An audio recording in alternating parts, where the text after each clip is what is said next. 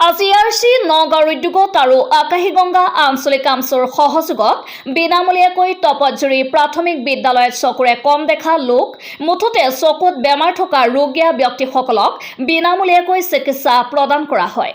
আমি পুনৰবাৰ live at any দৰ্শকসকলক জনাই আছো আজি ARC নগাঁও উদ্যোগত আৰু আকাশীগংগা আঞ্চলিক কামচৰ সহযোগত বিনামূলীয়াকৈ তপজুৰি প্ৰাথমিক বিদ্যালয়ত চকুৰে কম দেখা লোক মুঠতে চকুত বেমাৰ থকা ৰোগীয়া ব্যক্তিসকলক বিনামূলীয়াকৈ চিকিৎসা প্ৰদান কৰা হয়।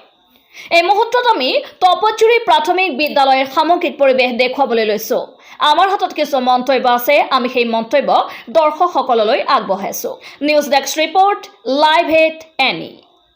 আমি আজি হালদিয়াটি প্ৰাথমিক বিদ্যালয়ত আমাৰ ARC নগাঁও হস্পিটেলৰ তৰফৰ পৰা আমি প্ৰাথমিক চকু পৰীক্ষা শিবিৰ আয়োজন কৰিছোঁ আৰু এই শিবিৰত তেওঁলোকৰ যোনটো চকু চিকিৎসা সেইটো সম্পূৰ্ণ বিনামূলীয়াকৈ হৈ আছে। এই শিবিৰতে তেওঁলোকক যিসকল ৰোগীৰ আয়ুষ্মান কাৰ্ড আছে সেই আয়ুষ্মানৰ থ্ৰুৱেদি আমিও আমাৰ হস্পিটেলত যদি যায় তেওঁলোকক সম্পূৰ্ণ বিনামূলীয়াকৈ অপাৰেশ্যন কৰোৱাৰ ব্যৱস্থা কৰি দিয়া হৈছে।